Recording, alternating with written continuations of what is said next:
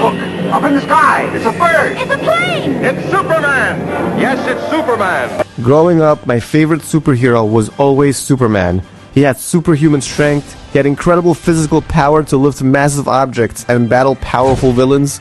He had incredible speed and agility. He was able to move at such high velocity and react with superhuman quickness. He was able to shoot laser beams with his eyes. He had heat vision. He was able to fly. He had super breath. He can create powerful gusts of wind with his own breath. And he had enhanced senses and so much more.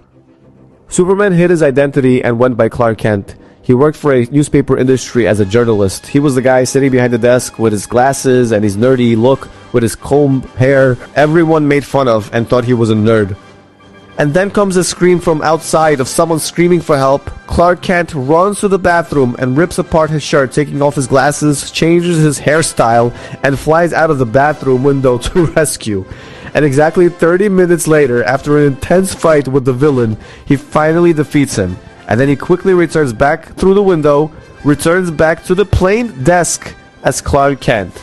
And as he would walk out of the bathroom, everyone would approach him and say, "Did you not see Superman? He was just here." And of course, Clark Kent would say, "I guess I missed him again." And there was always that one question that always bothered me about Superman. I mean, I'm sure for people who worked in such a high cooperation were somewhat smart people. How could they not put the two together? Every time Clark Kent needs the bathroom, Superman appears. And as soon as Superman leaves, Clark Kent is back. They look alike. The only difference was the glasses, the hairstyle, and the dress code. And then, when I learned the story of Yosef in Parashat Vayigash, I think I figured out the answer. Parashat Vayigash is the touching story of Yosef revealing himself to the brothers. It all started when the brothers grew envious of Yosef, and came the day when they decided to see what would come of his dreams if they would throw him inside a pit. Yosef was pleading for his life, yet nobody cared to give him a chance to speak up and defend himself. Of course, life only got harder from there. He was sold as a slave, then accused of a crime that he did not even commit, and ended up in jail for 12 years. I mean, this is not a country club jail. We can imagine this must have been a jail for the most dangerous, debased crooks. Then came the day where Hashem pulled Yosef out of his misery and took Yosef out of prison. Over a few minutes, Yosef's luck completely changed around. Hashem caused Paro to have a disturbing dream. Yosef was called to give his interpretation and his advice, and the rest was history. Yosef becomes the viceroy of Egypt. Yosef warns Paro that there will be 7 years of plenty and then 7 years of famine, and that he should store his food from the 7 years of plenty for the 7 years of famine. At this point, Yosef has the upper hand, and it finally came his time to settle the score with his brothers. A famine broke out throughout the globe, and the only place that had food was Egypt. People from all over the world came down to Egypt to buy food to bring back to their homes.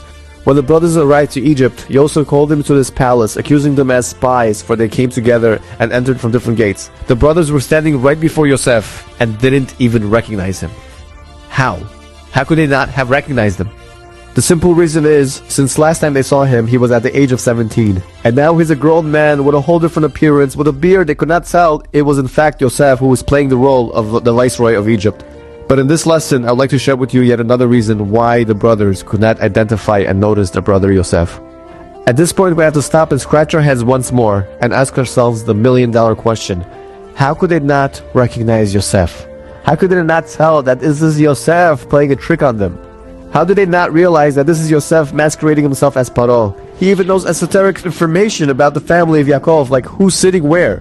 What took them so long? The guy looks like Yosef. He knows information only if you were from the house of Yaakov would know. He even had the strength that comes from the house of Yaakov. Even when he was making it obvious as possible, they still couldn't figure out that this viceroy must be no other than Yosef after all. And the answer is, in the brothers' eyes, Yosef will never become a somebody. That guy to become the viceroy of Egypt? The first place they searched for him was in the most immoral parts of Egypt. That clearly tells us what they thought of Yosef. And the same answer applies to Superman. You know why nobody was ever able to put the two together, that Clark Kent is in fact Superman? Because that guy, no way will he ever be Superman.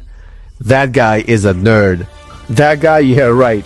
Beyond my wildest dreams, he will ever be Superman. We can judge people and convince ourselves. We can create a lie within our heads and live with that lie. First impressions can be deceiving. Often they're based on incomplete or inaccurate information, leading us to jump to conclusions. We've all been there, judging someone to discover that we have been completely wrong. These impressions can be hard to shake even when people prove themselves differently.